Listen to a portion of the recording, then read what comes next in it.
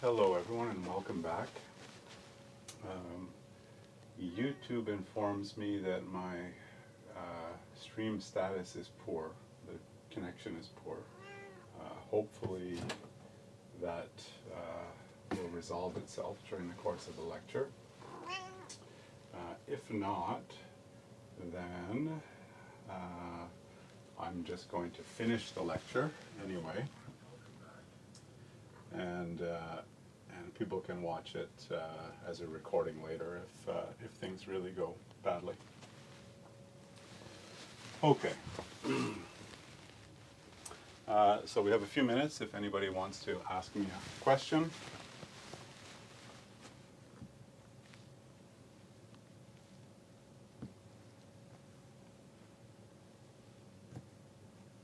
We also have an annoying cat.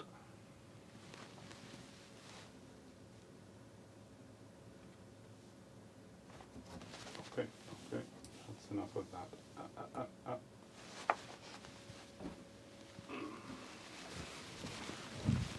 We're gonna have to get out.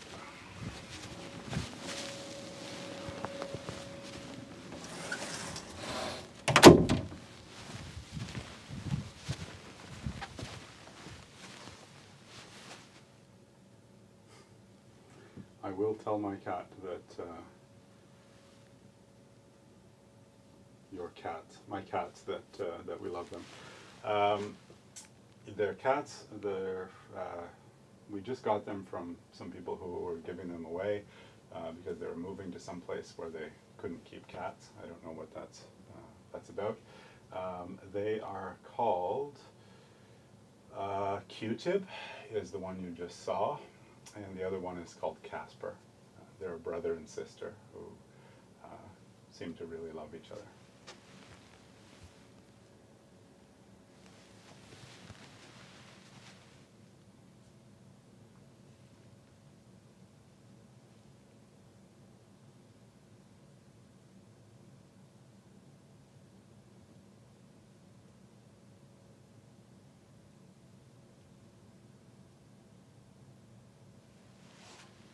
Just before we start, one thing that I will announce, although it probably doesn't matter, is that YouTube recently updated their terms of service.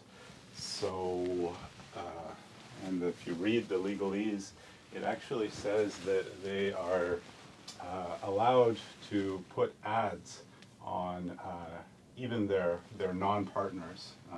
So that means small channels like this one. They're allowed to put ads on those things. So if ads start showing up, it's nothing that I did, and I will not be getting any money from advertising. I hope that doesn't happen. Unfortunately, the only way, according to the legalese, to prevent it from happening is to have a content that does not have that does not have ad-approved content in it. So that would have to be, well, we would have to bring guns in is one thing that could keep us out. I could swear a lot while I teach, that would work too. Hate speech, that's another one I could try if I wanted to, but I'm not going to take any of those extreme measures. I'm just going to hope that YouTube doesn't bother with advertising on this channel. Okay, so a question was, is there a particular time where we might want to use Radix sort over comparison-based sorting algorithms? Yes. If you're sorting integers, 32-bit and even 64-bit, Radix sort will be a faster sorting algorithm than the comparison-based algorithms. I mean, it really is just 8 passes over 8 scans through the data, and it's much simpler than these other algorithms, and it also works very well with caching. So linearly scanning an array is very fast, and your memory system handles that very well. In fact, even before you reach as you scan the array, it will read ahead in advance to get the parts of the array you need onto your processor even before you need them. And the second part, in which you do the rearranging or copying things into arrays, also works very well, as long as you don't use a counting array that's too big. So if you use a counting array with, let's say, 256 things in it, so you use 8-bit chunks, then that'll also work very well. It just means there's 256 different cache lines that need to be used to store things. So it's really a very fast algorithm.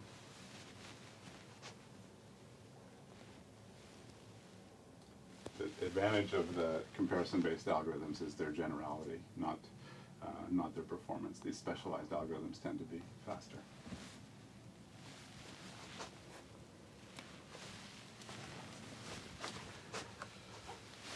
Okay, so last class we looked at sorting algorithms, which was a little bit of a departure for us because we've been studying data structures this whole time. And it was a little bit different, but not terribly so, because like 2 of those algorithms were very closely related to 2 data structures that we looked at. Heap sort is closely related to heaps. In fact, it uses heaps, and quicksort is basically has the same recursion tree as random binary search trees. Okay, so today we're going to take another departure, and we're going to study algorithms and not data structures. And this time, well, there's a few reasons for doing this. One is, by this point in the course, you may need some motivation for why we spent so much time studying data structures. What are they good for? The assignments kind of did that at the beginning, but now we'd like to see some applications maybe of data structures, and so that's what we'll do today. And these come from a field that I work in. It's the field of computational geometry, where you solve problems on geometric data. So things like sets of points, sets of lines, line segments, lots of things like that. So the first problem that I want to look at is the convex hull problem. Okay. So what is a convex hull? Well, it's defined for a set of points. And it has a fancy formal definition. Let me not use too many points.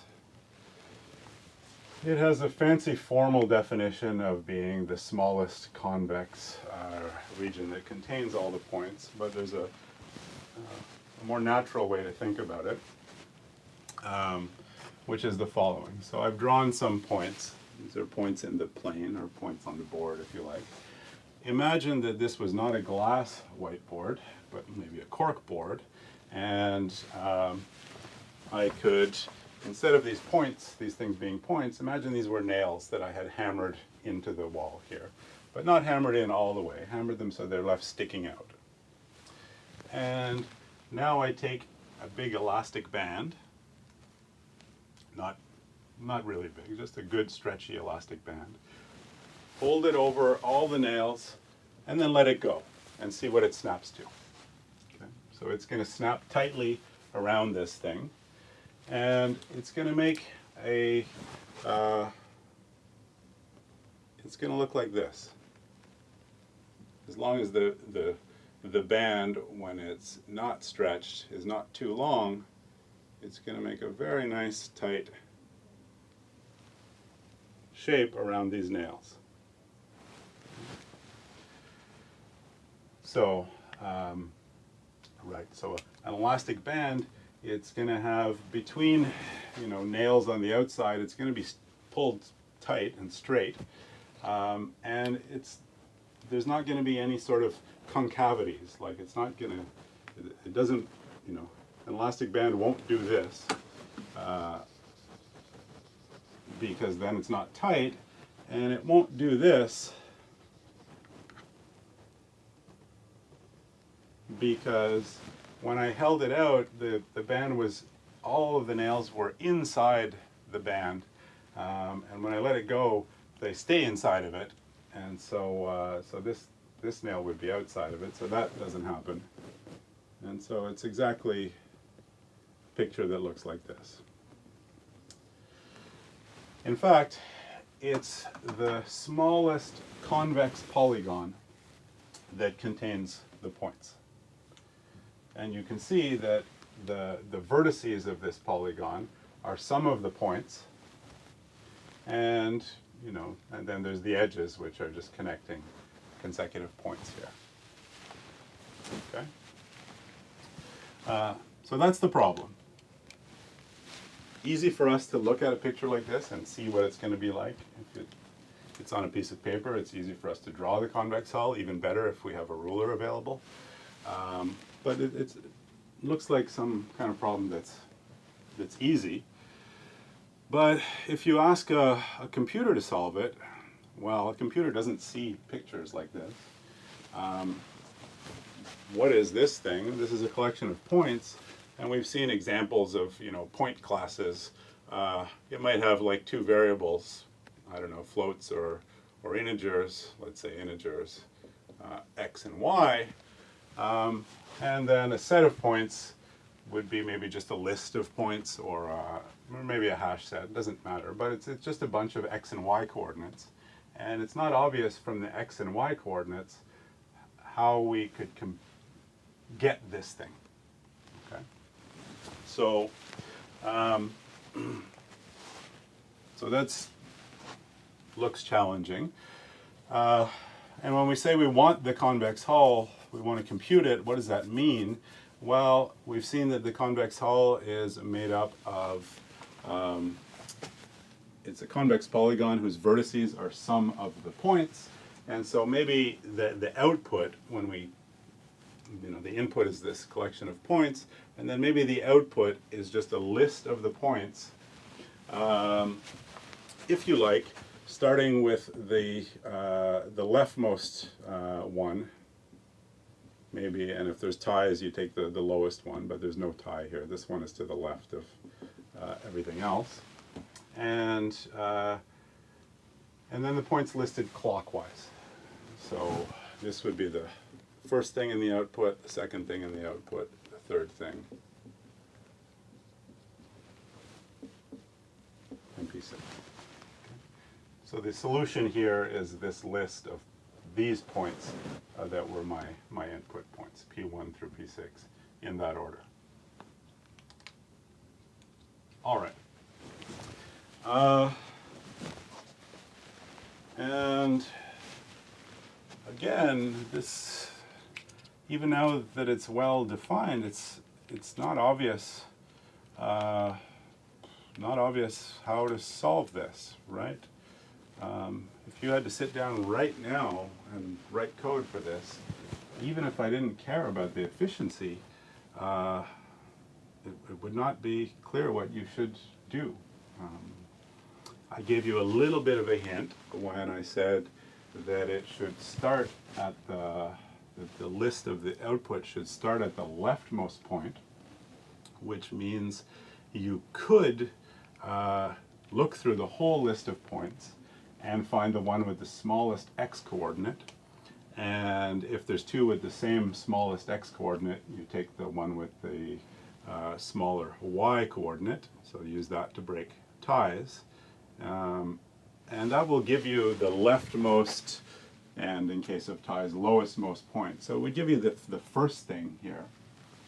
But then it's not obvious how you find P2 and P3 and P4 and so on. But starting with that first one, you could probably work it out. And there are algorithms that do this, and they run in, if you give me n points, they take n squared time. And one of those is the sort of one of the first ones proposed is what's called Jarvis's march. Jarvis's march? Gift wrapping, which does exactly what I said. It finds the leftmost point and then it sorts the points, or it scans all of the points, looking for the one that makes the the biggest angle here, right? So if I look at all these points, each one of them makes an angle with the horizontal line through here, and the biggest one of those actually is P2, and it'll always be P2.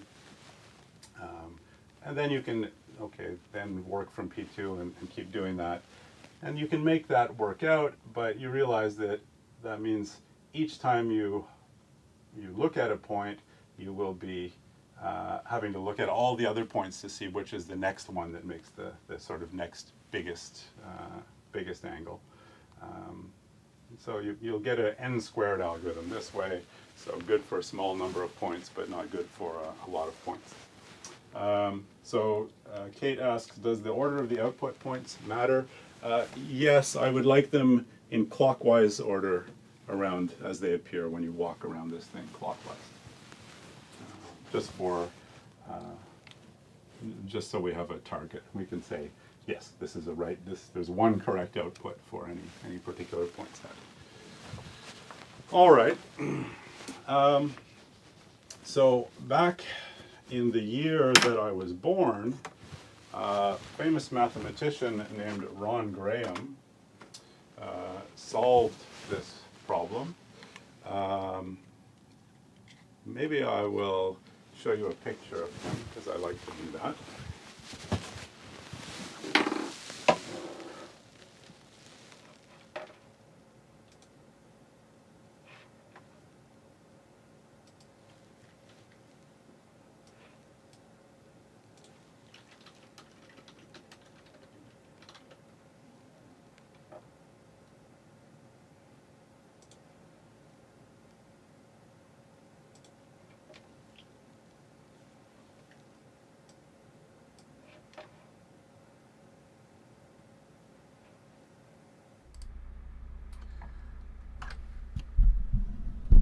In fact, poor Ron actually died recently, within the last year.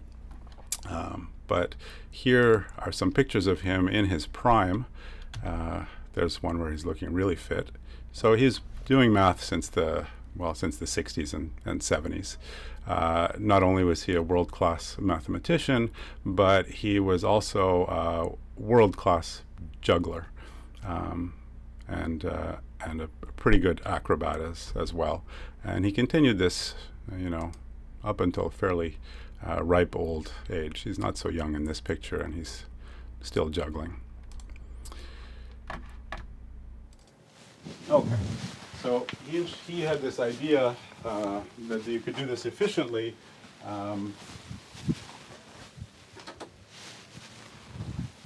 And this was one of the first basically one of the first papers in the field of computational geometry. And his idea, well, we can break it down into two parts. So first, let's break it down into this convex hull thing into two problems. And so if we want to use a physical analogy, imagine that instead of an elastic band, we don't happen to have an elastic band, but we have a piece of string and two heavy rocks, and we tie the rocks on each end of the string, and we hold it up over this thing and we let it go. So if we do that, we'll get something like this. Here are the heavy rocks attached to the string. So we kind of get part of the answer here. In fact, we get what's called the upper hull. So so it's like the part of the convex hull consisting of edges that bound this thing from above. So in this case, there's two edges that bound it from below. They're not on the upper hull. And so that's one thing. And imagine that, well, instead of rocks, we had helium balloons and we tied helium balloons to the end of this thing and held it underneath and let go, then we would get a picture that looks like this.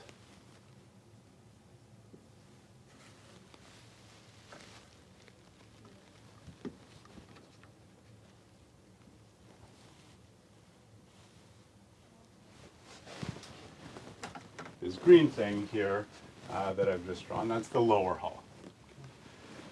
And so the lower hull has two edges, this one and this one. And actually together those two things are enough to give you the whole convex hull. So it would be enough if we knew how to compute the upper hull, and well, if we know how to compute the upper hull, then well, we can use the same algorithm with something reversed, maybe looking at it upside down to compute the lower hull. So so let's focus on computing just the upper hull. And if you notice, the lower hull and upper hull, they're almost completely disjoint, except that they share in common this leftmost point and this rightmost point. And if there was a vertical side here, they would have that, but let's ignore that for now.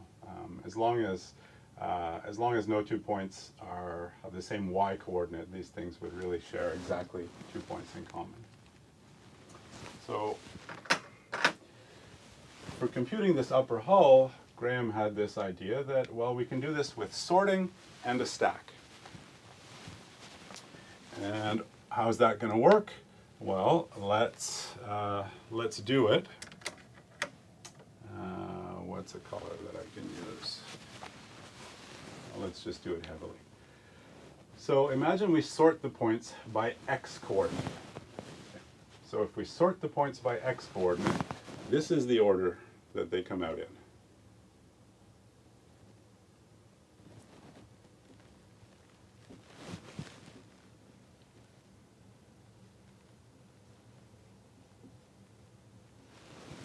So if we sort them by x coordinate, that'll put them in that order. 1, 2, 3, 4, 5, 6, 7, 8, 9, 10, 11.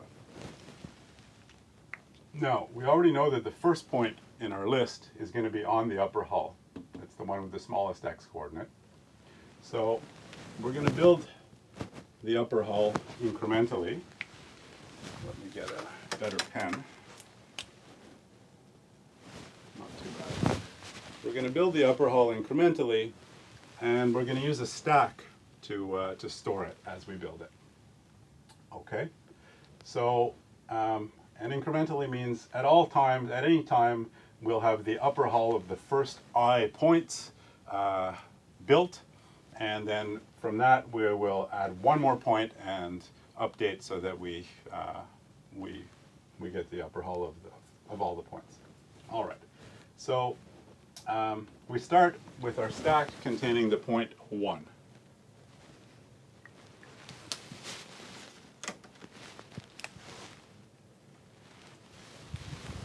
That's this point here, okay? And now, so that is, if that was everything, that would be the whole convex hull. But there's another point, there's point 2. So we want to compute the upper hull of points 1 and point 2. And in this case, there's really nothing to do except to add 2 to the upper hull. Because if this were the only 2 points in our set, that would be the answer, right? So we put that on there. All right. Now, it's time to add point 3. So we want to put point 3 into this thing and have the upper hull at the end of this. So the upper hull is not 1, 1, 2, 3. 2 is not on the upper hull, right? Because really the upper hull of this thing, if these were my 3 nails and I hang a rope off it, it's just going to have 1 and 3, and 2 is going to be underneath the rope. So how does a computer detect that? Well, it looks at this edge here, so from 1 to 2. And in general, it looks at the last edge so far of the hull that you've computed so far. And it tries to see if the next point, that's 3 in this case, when I walk along this line and at 2, do I have to make a left turn or a right turn to get to 3? So which side of this line through 1 and 2 is 3 on? If 3 is above the line, then that means that this segment from 1 to 3 will hide 2, and that's what happens in this case. That means 2 is going to leave. So 2 is not going to be on the hull after this. So we do this test. Look at the line from 1 through 2. 3 is above it. So we take 2 off of the stack. Now there's only one thing on the stack, and when that happens, the only thing we can do is add the new point. So we put 1 and 3 on there. So that's the upper hull now. Okay. Now, it's time to consider point 4. Here's point 4. We look at the line, the most recent, the last 2 things on the stack, that's 1 and 3. There's the line through them, and 4 is above that line, so that means 3 has to leave. And now there's only one thing on the stack, so there's no line in question. The only one thing we can do then is put 4 onto the hull. So the upper hull of 1, 2, 3, 4 is just this line segment 1, 4. Now it's time to do 5. So we look at the line 1 through 4. 5 is below that line, so we just add it to the upper hull. And again, that's the correct upper hull for the points 1, 2, 3, 4, 5. Now we look at point 6. This line here looks like it's almost vertical, but it's not. It's actually slightly, it has a slight negative, or a large negative slope. And that means that 6 is above this line. So through 4, 5, that's the line through the last 2 things on the stack.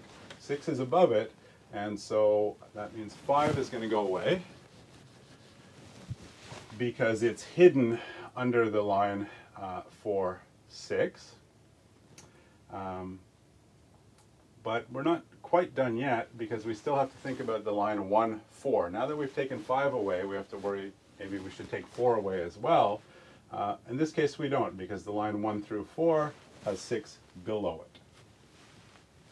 So we get 1, 4, 6. All right, now it's time to move to point 7. If we look at point 7, it's above the line 4, 6. So that means 6 is going to go away.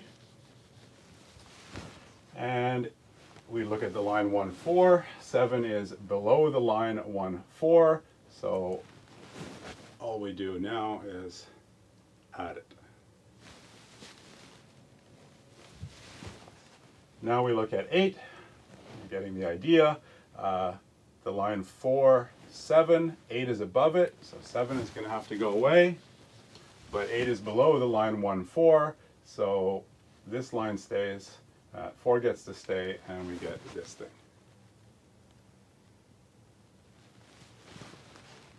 All right, so 8, 1, 4, 8 is our hull so far, and now we go to 9. 9 is below the line 4, 8, so it gets to join the hull, at least for now. And now we look at 10. 10 is above the line 8, 9, so 9 is going to have to go. 10 is below the line 4, 8, so 8 gets to stay, and 10 gets put on the hull. And then finally we go to point 11, which is below the line, 8, 10. So it goes onto the hull. Okay. So that's how the algorithm works. And so it does two things. You sort by x coordinate.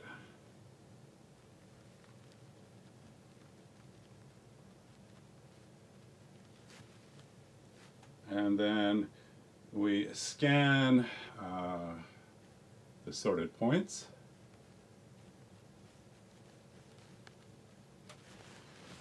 And, so that's, some loop that's like for each point. Well, it's going to have something like while, this is very rough code, while next point is above the line, and by the line I mean the line formed by the last two elements on the stack, pop from the stack,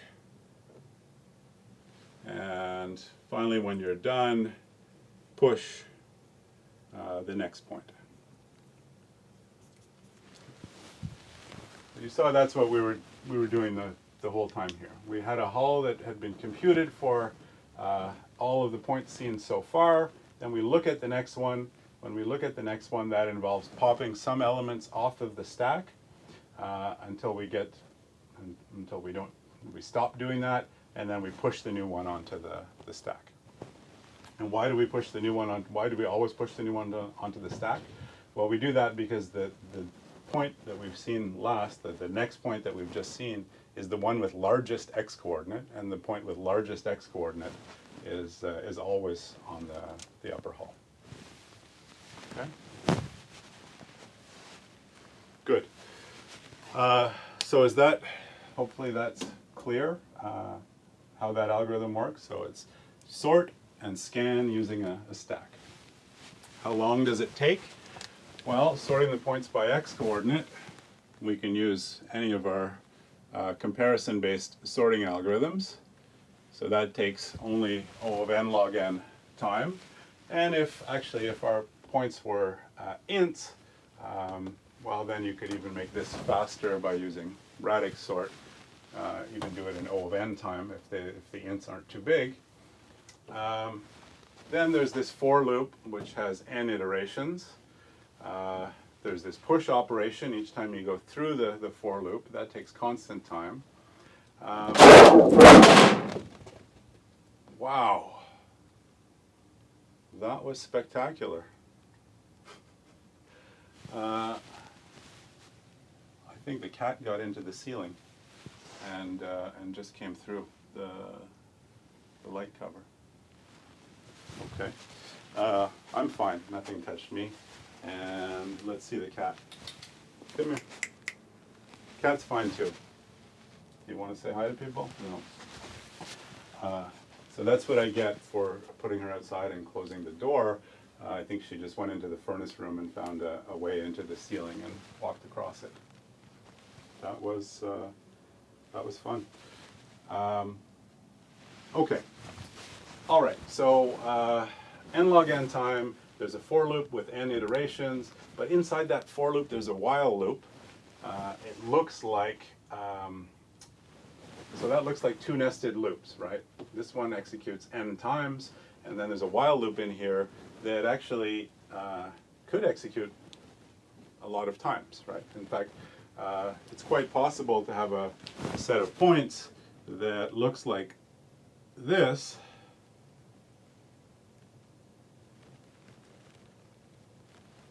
So you've been going for a while, and maybe even the last one is even bigger. You have been going for a while, you've got all of this stuff on your stack, and now this is your next point, and you realize that, oh, okay, this has to be popped off the stack, and this has to be popped off the stack, and this has to be popped off, and this, and eventually you emptied the whole stack. So in one iteration here, there could be n pops, And that looks bad because now we have two nested loops. This outer one always executes n times, and this inner one can execute n times. So that looks like n squared, but there's actually a reason that it's not n squared. And the reason is the obvious one once you see it. I can't pop something off a stack that's not there. So actually, when do things get pushed on the stack? Well, every new point when we see it, it gets pushed onto the stack. And that's the only place things are pushed onto the stack. And so, yeah, that's the only place they're pushed. So that means the total number of things that are pushed onto the stack is only n, which then means that the total number of things that are popped from the stack over the whole execution of the algorithm is only n. So yes, this while loop can execute sometimes many times, sometimes not at all, but in total, the number of times that this particular line executes is not more than n minus 2 actually, because at the end of the process there's still 2 things left on the stack, and only n things were ever pushed. So so that's O of n log n plus O of n. So the whole thing is just dominated by the time it takes to sort those points. And if you have a faster sorting algorithm, then even that goes down.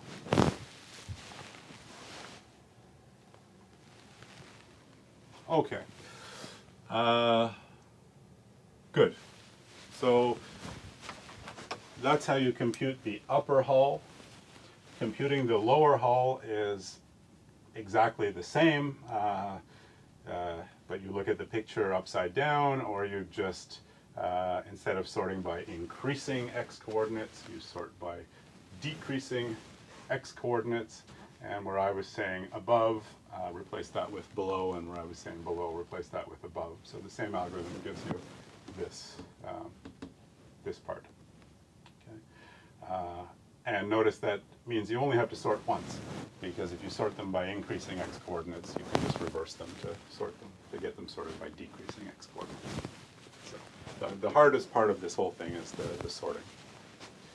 The starting point can be any one point or specific point. No, the starting point has to be the leftmost point. So the one with smallest x coordinate, and if there's ties, then take the lowest leftmost one.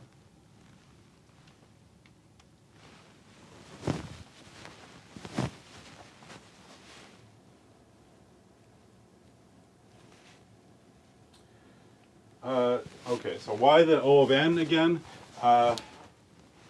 This pop statement happens inside this push statement happens inside a for loop that executes n times. So only n things are ever pushed onto the stack.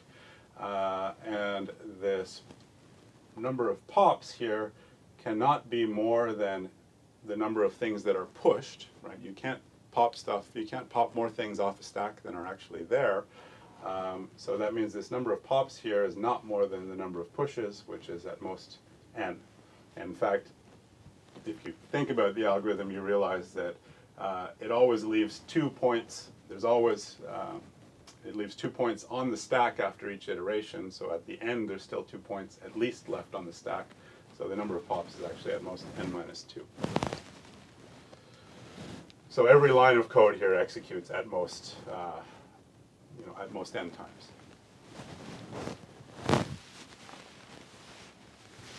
Okay. All right. So given a set of n points in the plane, Graham's scan can find the convex hull of those points in order n log n time. In fact, it's the time it takes to sort plus another O of n time. And the only thing that I didn't talk about is, well, one of the things the algorithm does is it's looking at some line through the last 2 points on the stack, and it's asking the question, is the next point above this line, or is the next point below this line? How do you do that? Well, that's a linear algebra question, right? And in fact, you may or may not remember seeing this in linear algebra, but there's a 3 by 3 matrix whose determinant, the sign of whose determinant tells you which side of the point that this line is on. Right? So you may remember that there's a 3 by 3 matrix, and if you take its determinant, you get the area of this triangle, and it's not just the area, but it's the signed area. So you know, this triangle will have something like positive area, this triangle will have negative area, and if the 3 points are all in a straight line, the triangle will have area 0. So you can just look up that determinant, and that gives you the side of line test that you need.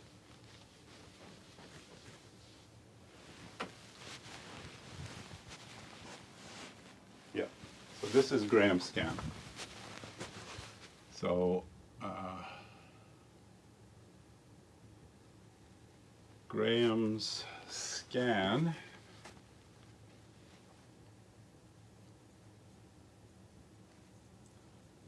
computes the convex hull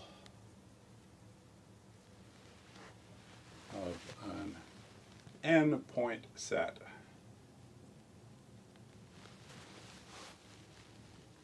in O of n log n time. And it's called Graham's scan because it sorts and then scans the points left to right. All right, so here's another problem from computational geometry. It's the line segment intersection problem. And I really like this problem, especially for this course.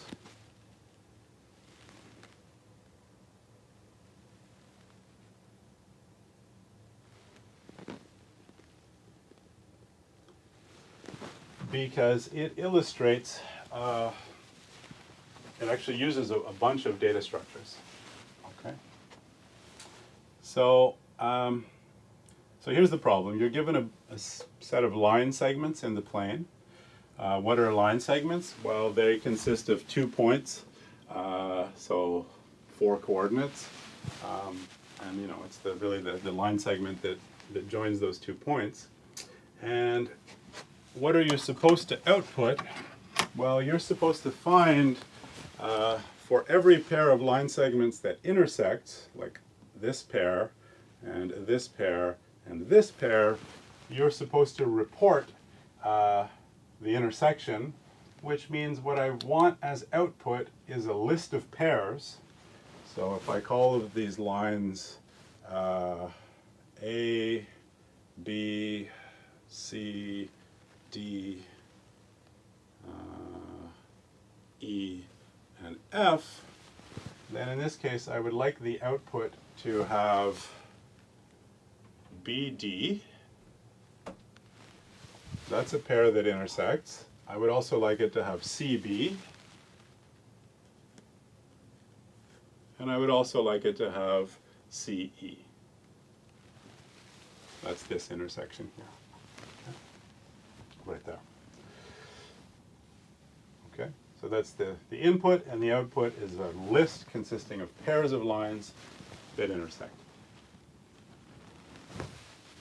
All right. So, unlike the convex hull problem, this one actually looks easy to solve, at least if you don't care about the running time, right? Because it wants you to output a list of pairs of intersecting line segments. So one possibility is I just write an algorithm which looks at every pair of line segments. If there's n line segments, then there's n choose 2 pairs, and it's easy to write a nested for loop that iterates over all of those n choose 2 pairs. For each pair, it checks if the pair intersects, and if so, then it adds them to this list. Okay. So an O of n squared time algorithm is easy.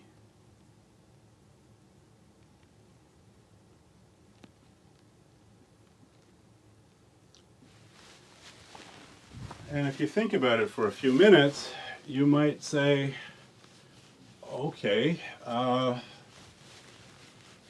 that's good, but it may be easy. And actually, sometimes it's the best you can do, because I could give you this set of lines.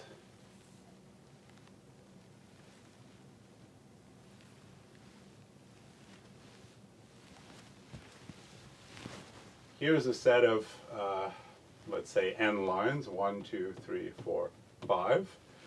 And if I look at any pair of those, or line segments, if I look at any pair of those line segments, that pair intersects.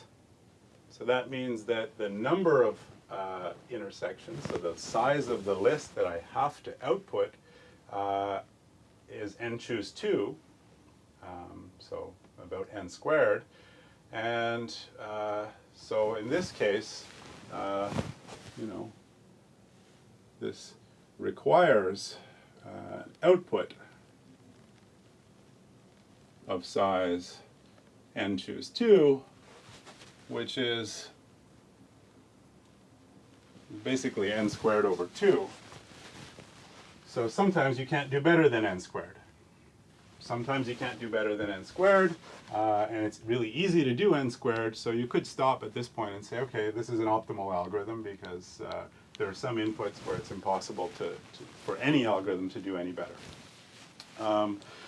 But that's a little bit disappointing, because it could very well be that your input looks more like this. This also has 5 lines in it.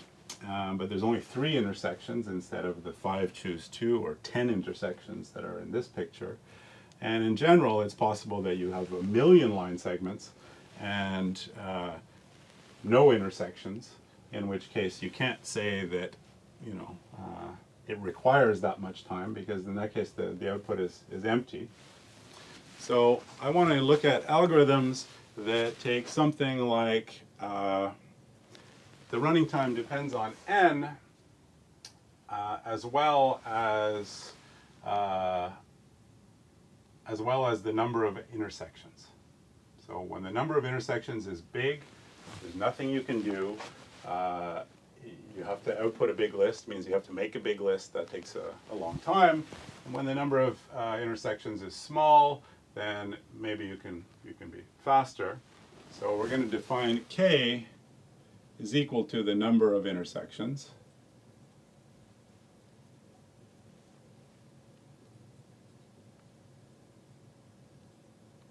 Which is equal to the size of the output.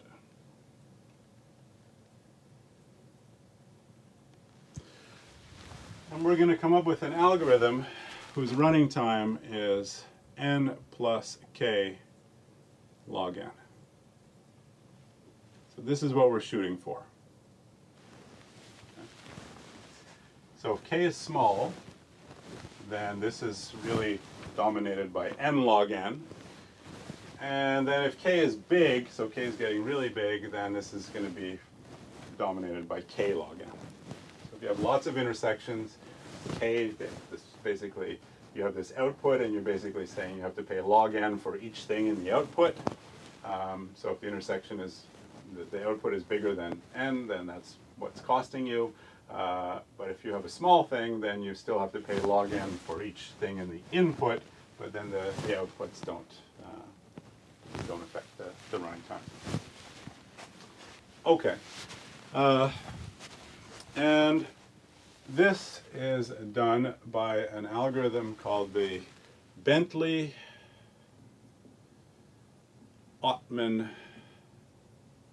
line sweep.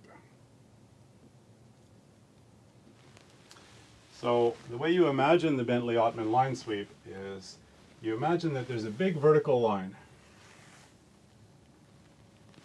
that starts off over here at -infinity, and it continuously sweeps across the plane and finishes over here at +infinity. And as it does that, it intersects these lines in certain ways, and what it's looking for are the places where the order of the intersection changes.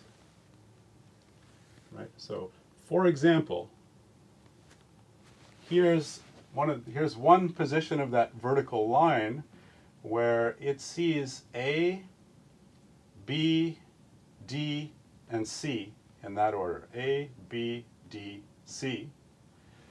And right after that, here's another place where it sees A, D, B, and C. So over here, it's A, B, D, C. That's the first thing on this side. And on this side, it's A, D, B, and C. So notice the difference here. B and D swapped locations when the line went from here to here. Okay. And if that happens, that means that the two line segments, B and D, had to cross in between. Right? If they swap locations, that means at some point in between, they were actually at the same point, and then they change sides. So that's the idea. You're going to catch all of the intersections by looking for places where this happens. Okay, good. So the Bentley-Ottman plane sweep uses two data structures.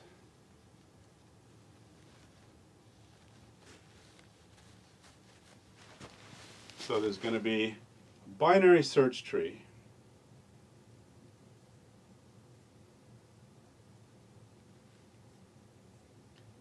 and it's called the sweep line status.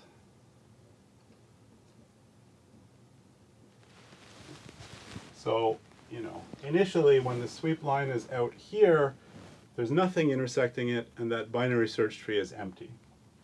But once you've been going for a while, like by the time the sweep line gets to here,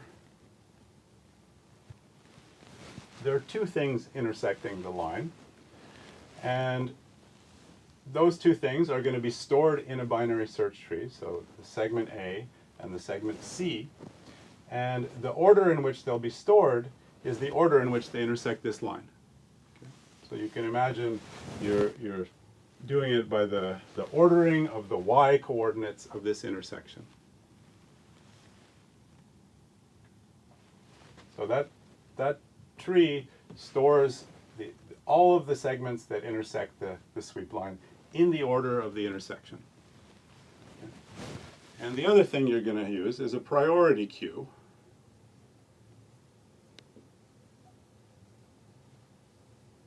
And it's called the event queue.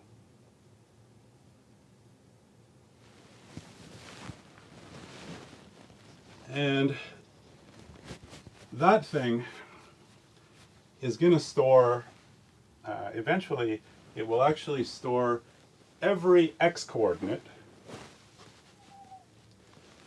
where something interesting happens. So although we imagine the sweep line is moving continuously, as it's coming in from minus infinity, it's kind of boring, right? Nothing is happening for, well, an infinite amount of time, which is not that exciting. And nothing actually exciting happens until we come across the left endpoint of this first line. And then something exciting does happen. This line now, this segment A now intersects the sweep line, and so it should go into this tree T. We need to insert it.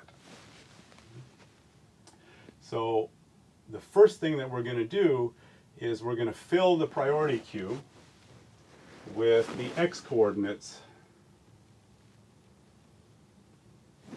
of all the endpoints of each segment. And to make life simple, I'm just going to assume that no two segments have the same begin or stop at the same x-coordinate. And that's not really a big assumption, because one thing that I could easily do is just rotate the picture slightly, and if there were two things with the same x-coordinate and I just do a bit of a rotation, then there's nothing anymore with the same x-coordinate. Or if you don't like that, you can just work through the details of what you need to do when two things have the same x-coordinate. And I'll assume even more than that, which is that not only are the endpoint x-coordinates all different, but so are the x-coordinates of the intersections. And again, something like a random rotation guarantees that, except when you have three lines going through three or more lines passing through the same point. But again, that's just a technical detail that you can deal with by considering more cases. It doesn't change the general idea. Okay, good. All right, so you set up this queue and it contains all these x-coordinates. You start with an empty tree and you pull the first thing off of the event queue.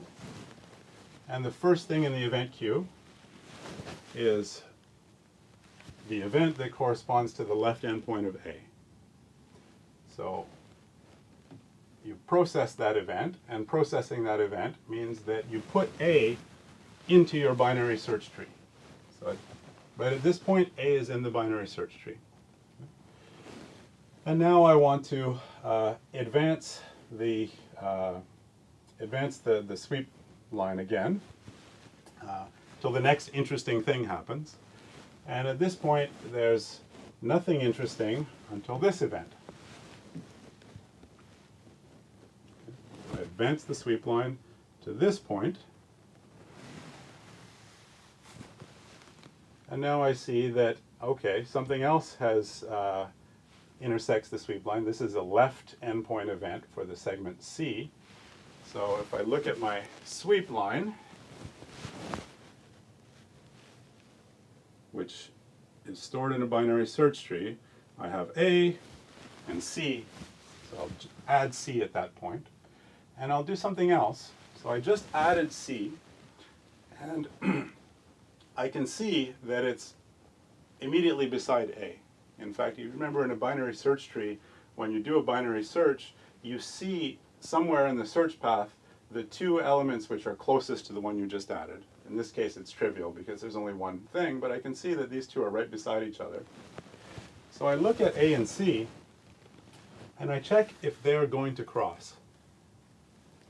And if they are, then I'll put an event. Right? When I look at A and C, I can just test if those two segments cross each other, because I know everything about those two segments. And if they are, then I would put an event for the x-coordinate of that crossing. But it doesn't happen here, so that doesn't happen. Okay. Now, advance the sweep line again. This is the next event.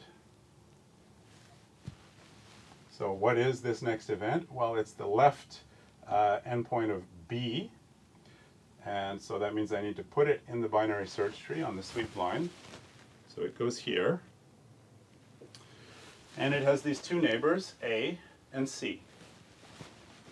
I look at B and I check if it crosses with A. No, it never does. And I check if it crosses with C. And I see that actually, yes, it does. So I figure out that that crossing is going to happen. And I compute its x-coordinate, and I put that x-coordinate into the event queue. Because when I get there, that means something interesting is going to happen. I do want the sweep line to stop there. Okay. So this is another kind of event called a crossing event. So that's in there now. All right, advance again. This is a left endpoint event for the segment D. D is between B and C. So it ends up there in the binary, if you think of this as a binary search tree ordered in this way. It's between B and C, so I need to check those. Does D intersect with B? Yes, it does. So there's a crossing event that I put into my event queue. That's the priority queue. Put that in there. And does D intersect with C? No, it doesn't. So there's nothing to do there. And now I go back to my priority queue and take out the smallest value again. And this time the smallest value is this one. Right there. Now this event is a crossing event. And I store all that information, what kind of event this is. It's a crossing event. It's the crossing event between B and D. So right at that point, when I process this crossing event, I add the pair B and D to the list of crossings. Okay, and not only that, so just to the left of this crossing event, B was above D, and just to the right, they've changed orders. So in the binary search tree, I have to change their orders. So now, again, the sweep line contains every line intersected by this thing in the correct order from top to bottom. All right, and so after this crossing event, this is the next event. It is a write endpoint event for A. And so I just take A out of there. I don't have to worry about it again. Okay. All right, so A is gone. Next up is this crossing event. It's the crossing event for B and C. And I know how to, oh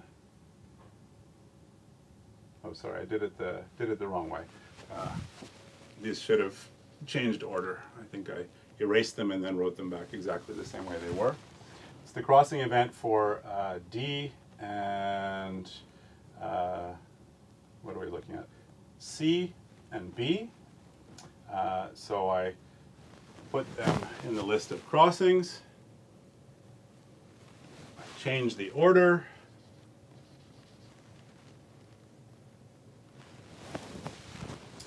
And I should be a little careful.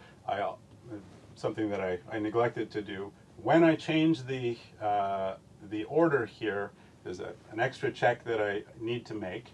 So I just flipped the order of B and C. I need to check if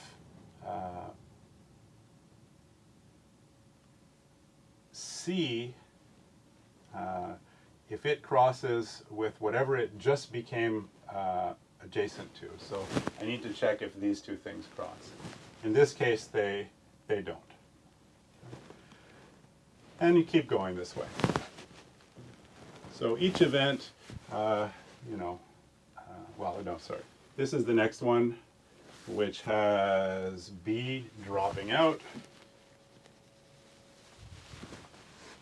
And then this is the next one, which has F entering.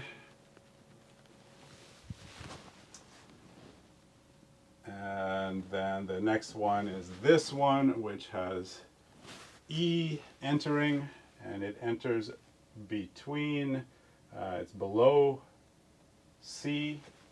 Oh, sorry, here it's above C, but below D, so it's right there.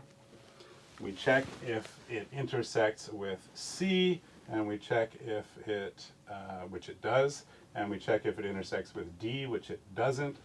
And because of this intersection, we introduce a crossing event there, which is going to be the next one we process. That's when we'll detect that that's when we'll add this thing to our list of crossings. This is the pair EC. we change the order of EC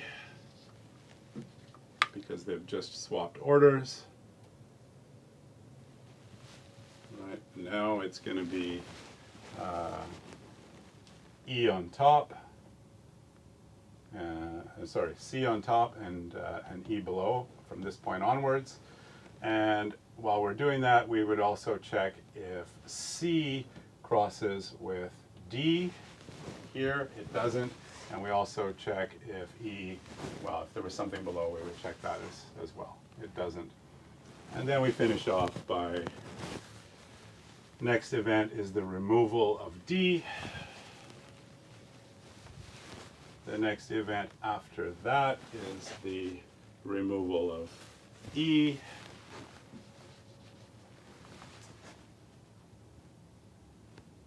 And the removal of F, and the removal of, the removal of F and the removal of, sorry, this was C. Removal of F, and then finally the removal of C. Okay. Then the sweep line is done.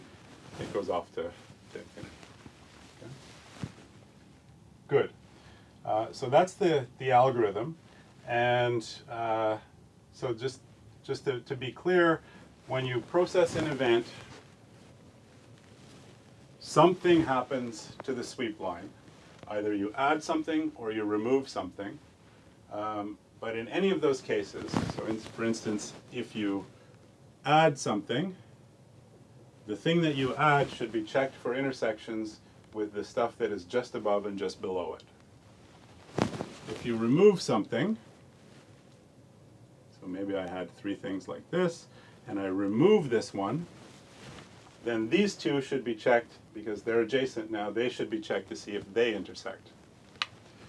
And if you process a crossing event, that's where you will swap the order of two things. So this one is going to move to here, this one is going to move to there. You should check if the one that just moved here intersects that, and if the one that just moved there intersects that. So I may not have been that careful while doing this whole process. There's a reason we get computers to do this kind of mechanical work for us and not people. Okay, so that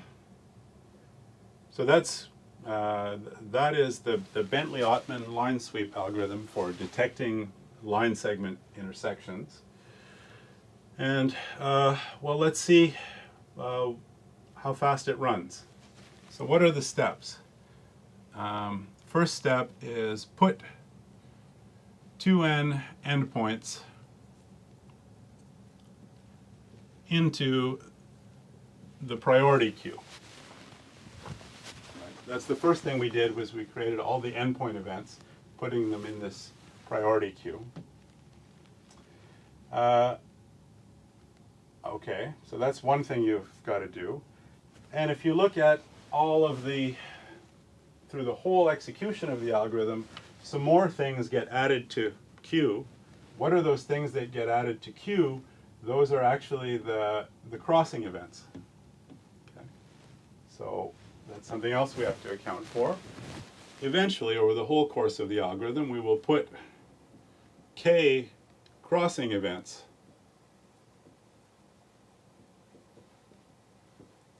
into the priority queue. So the total number of events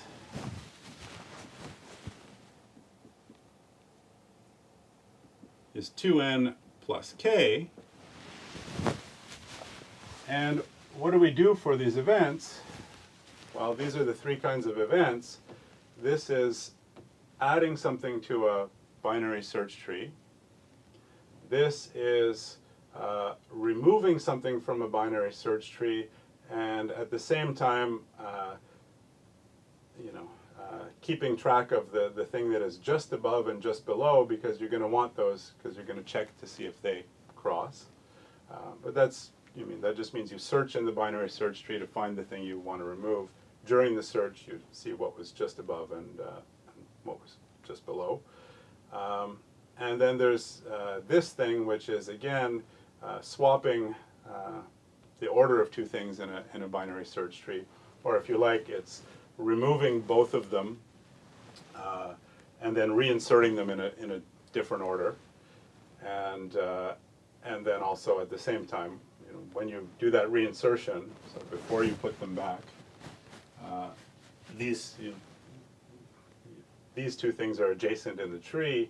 Well, yeah, when you reinsert, you're putting this new point here. Check it against this one, and you're putting this next point here. Check it against this one for crossings.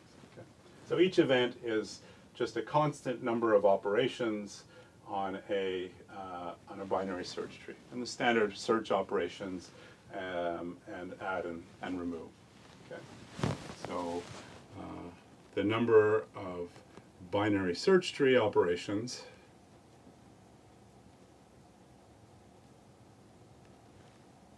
is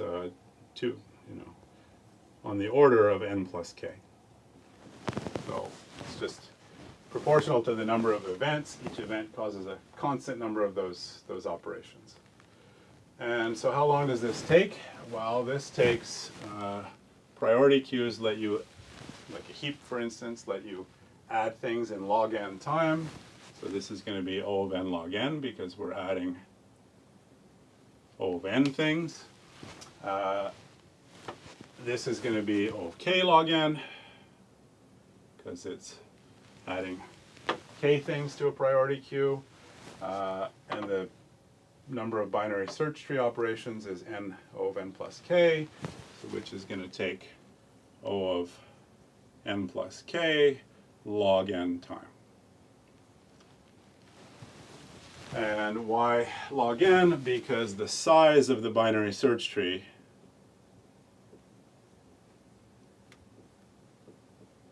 is always less than or equal to n. Right? The binary search tree is just storing the line segments in the order that they intersect the sweep line. There's only n line segments, so there's never more than n things in the binary search tree. And if we add all of that up, we see that it is indeed contained in n plus k log n. So a very nice algorithm that solves this problem surprisingly fast. Why is there BC not CB? Oh yeah, so you caught that. I noticed the mistake too, but the latency is pretty bad today, I think. So I didn't see it before you got there. Yeah. Okay. So a nice algorithm that solves this thing surprisingly fast, and also a nice application of things we've learned in this course because, well, it uses a priority queue, an event queue, as this event queue, and it uses a binary search tree, and a little bit more than just using it, it requires us to know the kinds of things we can do with the binary search tree. In particular, these operations of that we know that we can figure out, when I add something, what are the two things that it is adjacent to, above and below. Right. That sort of took some. That's something we knew about binary search trees from studying them, and similarly, when I remove something, if you think about it a little bit, you'll realize that during some point during that removing process, you will see these two things, and you can keep track of them to test them later on if they intersect. And it also requires something else, which is for us to understand that binary search trees, they work for anything that you can compare. So as long as there's an order on your thing, so that you can say less than or greater than. And that just means, okay, so you need to have some kind of, in Java you define a comparator. And the interesting thing here is, as an implementation detail, your comparator, the thing that compares two segments to determine if one is above or one is below the other, actually has, it relies on another parameter, which is the position of the sweep line at this particular time. Right? Because, you know, if it's two segments like this, then I can, you know, a comparator will always say this one is above this one. But if it's two segments that cross, then, you know, your comparator needs to reference the current position of the sweep line to say that, okay, this one is above and this one is below. Because later, when the line moves, that order changes. And that's actually why it's really important that we pause here at the intersection point. Because right now, before that, these things are stored, this one above, you know, A above B in the binary search tree. At this point, our comparator is going to start giving a different answer about whether A is bigger than B. So we take them out of the tree and then put them back in the new order with the comparator giving the answer for what's happening to the right here. And all of that works fine as long as we catch all of these places where they cross, which is the whole point of the algorithm. So, you know, this shows why comparison-based data structures and in many cases comparison-based sorting is really useful because you can kind of, I mean, you can handle lots of really general situations, even situations like this where things change. I mean, the results of comparisons change over time as long as you get the stuff out of the tree just before that change happens, and then you can put it back in after. Okay. All right, so that's it for today's lesson. Let me see what the questions are here. Can we tweak our old assignment or use any code from the textbook for our next assignment? Yes, you can tweak your old assignment to do the next assignment, or you can use anything from the textbook. I'm glad somebody noticed that an old assignment was very relevant to this one. So you can do that and see if you can get it to work and work fast enough for full marks. But certainly you can get it to work and get at least very good marks on the assignment by using an old assignment if you've got it. On the other hand, if you've totally bombed some previous assignment, don't worry, because there's a solution you can do from scratch that also will get you full marks for sure if you do it right. So you can use an old assignment as a starting point if it's helpful, but if you happen to bomb that old assignment, don't worry about it. Doing it from scratch is not too difficult either. Okay. Any other questions?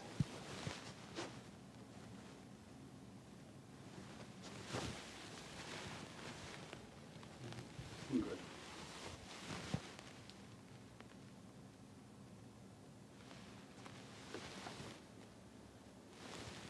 All right. So that was a little taste of, let's say, future algorithms courses where you will,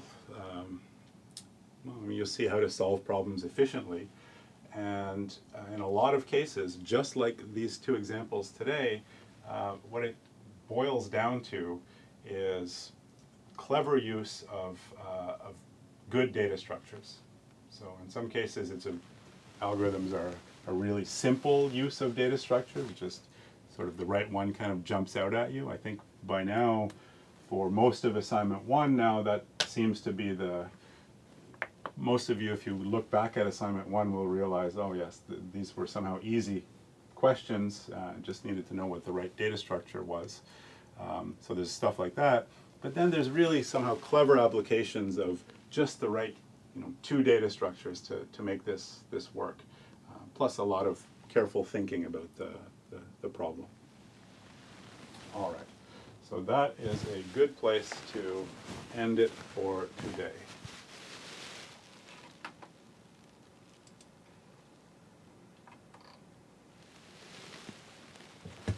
Will we be tested on those algorithms in the final test? Everything that we cover in the course, unless I say otherwise, is fair game for the final exam.